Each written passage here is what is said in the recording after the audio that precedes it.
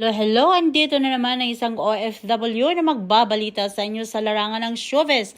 Guys, update natin ngayon ang ating megastar Sharon Cuneta kasama ang kanyang asawa na senatorial candidate Kiko Pangilinan. At sinamahan ni Sharon Cuneta bumisita sa Camp Darapanan, MILF, at ang partido nitong UBGP inendorso ang kandidatura ni Pangilinan.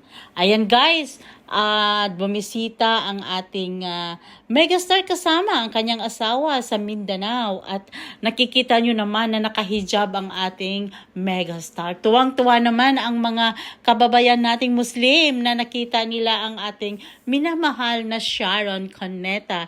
Sinisigaw nila ang pangalan ni Sharon, Ma'am Sharon, Ma'am Sharon. Ang ganda ni Ma'am Sharon. Siguro naman kung andyan din ako ay isa na rin akong nagsisigaw na andyan si Ma'am Sharon. Hi Ma'am Sharon. Kasi nga, pag nakita mo ang iniidolo mo, talaga naman lumulukso yung puso mo sa tuwa. Ayan nga, tuwang-tuwa ni Ateng na nakita niya ang ating minamahal na megastar Sharon Cuneta. Bilib naman talaga ako dito. Millennial, ate, lula, mama, grabe. Talagang gustong-gusto nila si Sharon. Well, dati pa naman talaga na talagang hinahangaan ng husto ang ating megastar. Dahil nga naman sa napakababa ang loob nito at mabait naman talaga siya at matulungin.